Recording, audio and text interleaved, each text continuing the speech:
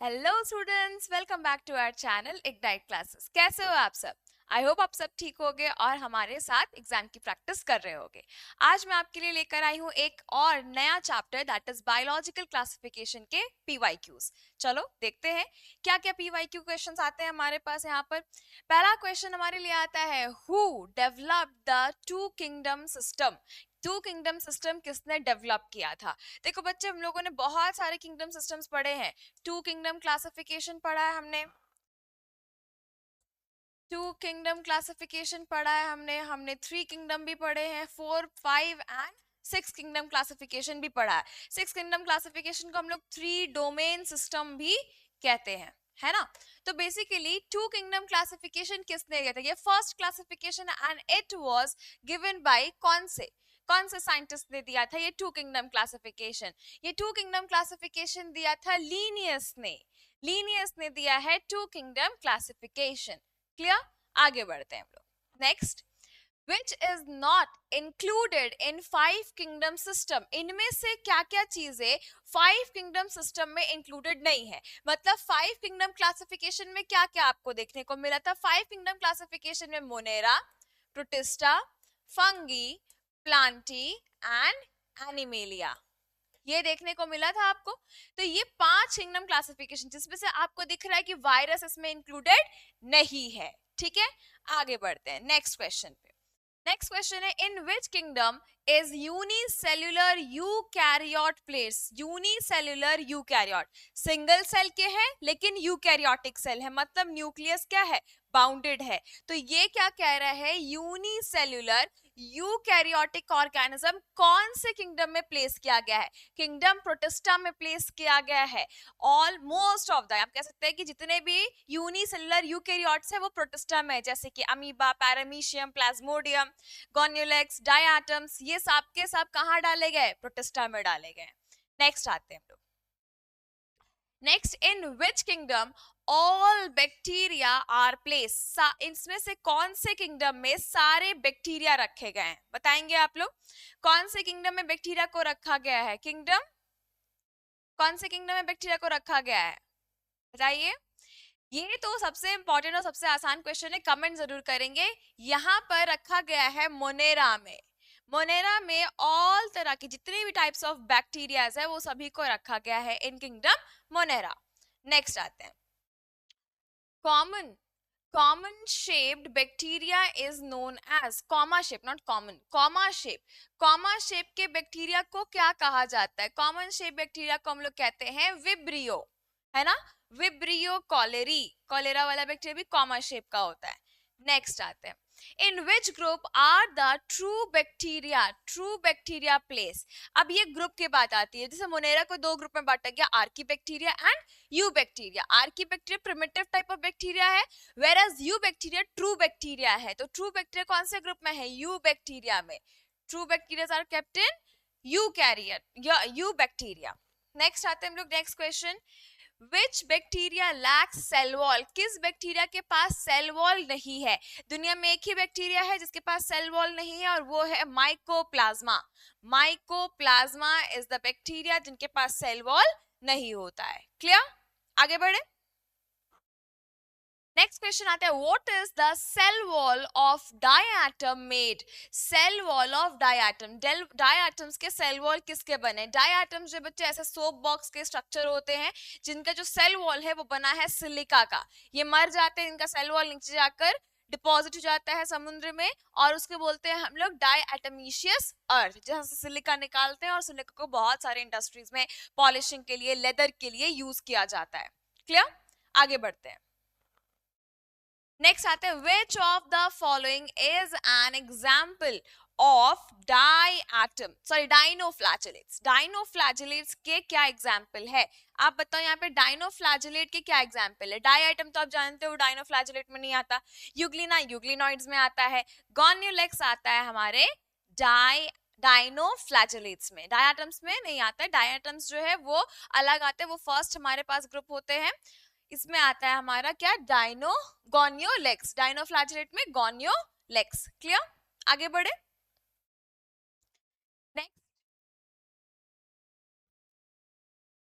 Next, of which organ amoebic protozoa catch prey? कह रहा है इनमें से which with the help of which organ, कौन से ऑर्गन से एमिबिक मतलब अमीबा जो है वो अपने प्रे को पकड़ता है, अपने प्रे को कैच करते हैं। तो आप जानते हो अमीबा लाइक स्ट्रक्चर, तो ये हो गया। ये अपने प्रे को कैसे पकड़ता है? अपना सूडोपोडिया रिलीज करके। यस, सूडोपोडिया रिलीज करके पकड़ता है। तो यहाँ पर क्या हो जाएगा? Option pseudopodia. क्या अमीबा में सीलिया फ्लैजेला है? नहीं है। ठीक है, आगे बढ़ते हैं नेक्स्ट क्वेश्चन में। Which of the following is a malarial parasite? इनमें से कौन मलेरियल पैरासाइट है? मलेरिया वाला पैरासाइट। मलेरियल पैरासाइट जो है, एक नाम आपको याद रखना है, प्लाज्मोडियम। साइंटिफिक नेम है बच्चे, लेकिन इसमें आया नहीं इटैलिक्स में, लेकिन इटैलिक्स में ही आएगा आपके लिए। ठीक है, तो कौन सा एग्जाम्पल यहाँ पे होगा सही? प्लाज्मोडियम। प्लाज्मोडियम जो है ये ऐसा स्पिंडल शेप का स्ट्रक्चर है जो कि क्या है? मलेरिया का पैरासाइट है। नेक्स्ट आते हैं, wheat rust disease. Wheat rust disease कौन कॉज करता है? व्हीट रस्ट जो है ये कॉज करता है पक्सीनिया, एक तरह का फंगस है। Puccinia is the causative agent of wheat rust disease. Next, what is the network of fungal filament? fungal filament के नेटवर्क को क्या कहते हैं? ये देखो बच्चे, this is fungal filament which is called as hyphae. Fungal filament को क्या कहते हैं? हाइफी कहते हैं। इससे जो रिलीज हुआ है इसको हम क्या कह रहे हैं? This is called as mycelium. इसके नेटवर्क्स, इसके ब्रांचेस जो है बहुत सारे निकले हुए, नेटवर्क्स निकला हुआ है, इसको हम लोग क्या देते हैं? माइसीलियम। क्लियर है? This is called as mycelium. Mycelium. Next question आता है। Next, viroid is found in. Viroids कहाँ पाए जाते हैं? वायरॉइड्स बताओ तो बच्चे, वायरॉइड्स कहाँ पाए जाते हैं? वायरॉइड्स ऐसे स्ट्रक्चर है जो कि प्लांट्स में पाए जाते हैं। वायरॉइड्स कहाँ पाए जाएंगे? Only in plants. Whereas prions जो है वो प्लांट और एनिमल दोनों को इफेक्ट करता है। नेक्स्ट आते हैं, वायरॉइड्स क्या होते हैं? पहले तो ये बताओ तो मुझे। वायरॉइड्स जो होते हैं ये होते हैं एनसीईआरटी के अकॉर्डिंग फ्री आरएनए, सिर्फ आरएनए से बने हुए होते हैं। और ये इंपॉर्टेंट क्वेश्चन हो सकता है। Which type of nucleic acid is present in TMV? TMV का मतलब क्या है? TMV का मतलब है tobacco mosaic virus. Tobacco mosaic virus को हम कहते हैं TMV। तो TMV वायरस या टोबैको मोज़ैक वायरस जो है वो कहाँ प्रेजेंट होता है? उसमें कौन सा न्यूक्लिक एसिड प्रेजेंट होता है? न्यूक्लिक एसिड का मतलब डीएनए या फिर आरएनए। तो अगर आपने देखा होगा TMV वायरस कुछ इस तरह का दिखता है और इसी के ऊपर क्या अटैच होते हैं? कैप्सिड्स, जिसको हम लोग कह रहे हैं कैप्सोमियर्स। कैप्सोमियर्स अटैच होते हैं इसके पास, ऐसे ही है ना। तो ये बेसिकली कैसा है? अंदर में क्या है? This is RNA, single stranded RNA present है। इनके पास क्या है? सिंगल स्ट्रैंडेड आरएनए प्रेजेंट है। क्लियर? आगे बढ़ते हैं हम लोग। Next, Which of the following statement is not correct? इनमें से कौन सा स्टेटमेंट करेक्ट नहीं है? नॉट करेक्ट है। तो देखिए पहला स्टेटमेंट क्या कह रहा है? All viruses are parasite. बिल्कुल सही बात है, वायरस है मतलब पैरासाइट है। ठीक है। Next, viruses depend on host for food. बिल्कुल बात सही है, होस्ट पे ही डिपेंड करता है, हाँ या ना? ठीक है। Viruses are made up of protein and genetic material. ये बात भी सही है। ये लोग क्या चीज के बने होते हैं? एक अंदर में जेनेटिक मटेरियल होगा और बाहर से प्रोटीन की कवरिंग होती है। और आते हैं, viruses have a respiratory function. क्या वायरस रेस्पिरेशन करता है? नहीं करता है। वायरस रेस्पिरेशन नहीं करता है, तो ये ऑप्शन गलत है। This is not correct. Clear? Next आते हैं, Which fungus is used in biochemical and genetic experiments? काफी इंपॉर्टेंट क्वेश्चन है। इसमें एग्जाम्पल आते हैं, बोल रहे कि जेनेटिक एक्सपेरिमेंट में सबसे ज्यादा कौन से फंगस को यूज किया गया है? नियोस्पोरा को यूज किया गया है बच्चे, नियोस्पोरा। और इसको हम लोग ऐसा भी कहते हैं, ऑल्सो कॉल्ड एज, यहाँ पे नियोस्पोरा को हम लोग कहते हैं also called as drosophila of plant kingdom. इसको हम लोग ड्रोसोफिला ऑफ प्लांट किंगडम भी कहते हैं, हालांकि ये फंगस है, प्लांट किंगडम में है नहीं, लेकिन हम इसको ड्रोसोफिला ऑफ प्लांट किंगडम कहते हैं। ड्रोसोफिला क्या होता है बच्चे? ड्रोसोफिला फ्रूट फ्लाई है जिसके ऊपर सबसे ज्यादा एनिमल्स में एक्सपेरिमेंट किया गया है, और इसमें जो है नियोस्पोरा में एक्सपेरिमेंट किया है, तो वो प्लांट किंगडम का ड्रोसोफिला हो गया, मतलब उसमें सबसे ज्यादा एक्सपेरिमेंट किया गया है in plant kingdom. Plant kingdom इसलिए बोल रहे हैं बिकॉज पहले तो फंगी को प्लांट में ही रखा गया था ना, तो वो पहले की बात से ही अकॉर्डिंगली वो बोल रहा है, हालांकि फंगी का अब अलग किंगडम आता है, लेकिन पहले तो वही रखा गया था, तो उसी के हिसाब से कह रहा है। ठीक है, आगे बढ़े हम लोग। नेक्स्ट नेक्स्ट आते हैं, व्हाट आर कैप्सिड्स मेड ऑफ? कैप्सिड्स किस चीज के बने हैं? कैप्सिड्स जो है बच्चे वो बने होते, कैप्सिड्स प्रोटीनिशियस स्ट्रक्चर है जो कि बने हैं कैप्सोमियर्स के, एंड कैप्सोमियर्स जो है ये बने हैं प्रोटीन के। समझ रहे हो?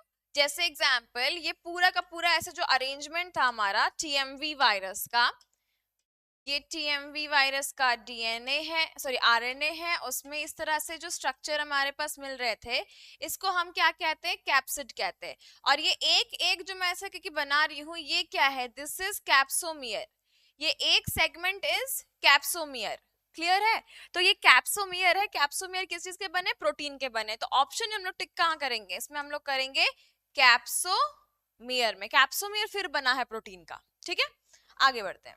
Next, genetic material of bacteriophage. Bacteriophage का जेनेटिक मटेरियल क्या है? चलो मैं दिखाती हूँ आपको बैक्टीरियोफेज। बैक्टीरियोफेज का स्ट्रक्चर कुछ इस तरह का होता है, आपके एनसीईआरटी बुक में भी दिया है। वो एक तरह का वायरस है जो बैक्टीरिया को इन्फेक्ट करता है ना? Bacteriophage virus infects bacteria. ये है हमारा बैक्टीरियोफेज। इसके पास ये बाहर में प्रोटीन का कवरिंग है और अंदर में प्रेजेंट है डीएनए। डीएनए कैसा है बच्चे? डबल स्ट्रैंडेड डीएनए है कि नहीं? डबल स्ट्रैंडेड डीएनए है। डीएस का मतलब क्या? डीएस मतलब डबल स्ट्रैंडेड, डबल स्ट्रैंडेड कहते हैं। और एसएस का मतलब क्या? Single stranded. तो एसएस और डीएस का मतलब समझ में आ रहा है आपको? एसएस मतलब सिंगल स्ट्रैंडेड, डीएस मतलब डबल स्ट्रैंडेड, दो स्ट्रैंड्स का मिलकर बना है। तो इसका डीएनए कैसा है? इसका जेनेटिक मटेरियल कैसा है? डबल स्ट्रैंडेड है या नहीं? है कि नहीं बताएंगे? बिल्कुल है, डायग्राम में भी आपको दिख रहा है। नेक्स्ट आते हैं, next question. Potato spindle tuber is caused by. Potato spindle tuber किससे हो रहा है? वायरोइड से हो रहा है। इसमें पोटैटो नॉर्मली हमारा ऐसा दिखता है, आलू, आलू सबने देखा, नॉर्मली आलू ऐसे होते हैं, है ना? इसमें आलू का शेप ऐसा हो जाता है, स्पिंडल शेप का। पोटैटो स्पिंडल ट्यूबर कहते हैं। ये स्पिंडल शेप के आलू बन जाते हैं और ये अंदर से खराब होने लगते हैं। ये कौन कर रहा है? वायरोइड कर रहा है। क्लियर? आगे बढ़ते हैं हम लोग नेक्स्ट क्वेश्चन में। Genetic material of bacteria. Bacteria का जेनेटिक मटेरियल कैसा है? देखेंगे क्या ऑप्शन है। डीएस मतलब double stranded linear DNA, double stranded RNA, double stranded circular DNA और सिंगल स्ट्रैंडेड आरएनए। बताइए, आप बताइए बैक्टीरिया क्या होता है? बैक्टीरिया के अंदर कुछ इस तरह का स्ट्रक्चर बनाया है, क्योंकि न्यूक्लियस तो है नहीं। इसका डीएनए कैसा है? डबल स्ट्रैंडेड है एंड सर्कुलर डीएनए है, double stranded and circular DNA. Clear? आगे बढ़ते हैं हम लोग। Which of the following is pollution indicator? Pollution indicator का मतलब होता है बाबू pollution देखते ही भाग जाए। जो पोल्यूटेड एरियाज में रहना पसंद करते हैं, they are called as pollution indicators. Pollution में नहीं रहना पसंद करते हैं, पोल्यूशन होगा तो भाग जाते हैं। तो ये इंडिकेट कर रहा है कि अगर वो ऑर्गेनिज्म उस एरिया में प्रेजेंट नहीं है तो वहां पर पोल्यूशन है। ये क्या होते हैं? ये होते हैं lichens. Lichens are the pollution indicator. ये लोग क्या होते हैं? ये लोग पेड़ के छाले में रहना पसंद करते हैं, पेड़ों के छालों में रहना पसंद करते हैं, है ना? पेल ग्रीन कलर के दिखाई देते या पेल येलो कलर के। लेकिन अगर अगर ये किसी ट्री के आसपास एरिया जहाँ पे ट्रीज है वहां पर नहीं दिख रहे, मतलब वो एरिया कैसा है? पोल्यूटेड एरिया है। क्लियर? आगे बढ़ते हैं हम लोग इसके बाद। नेक्स्ट और लास्ट क्वेश्चन है, which is used in making bread and beer. Bread और बियर बनाने के लिए इनमें से कौन सा माइक्रो ऑर्गेनिज्म यूज होता है? तो इनमें से यूज होता है ईस्ट।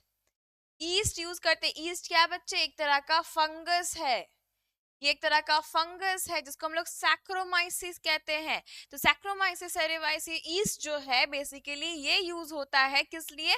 बियर और ब्रेड बनाने के लिए। क्लियर है? तो बेकिंग इंडस्ट्री और ब्रीवर इंडस्ट्री दोनों में यूज किया जाता है ईस्ट, और इन्हीं से प्रोडक्शन होता है फर्मेंटेशन प्रोसेस का।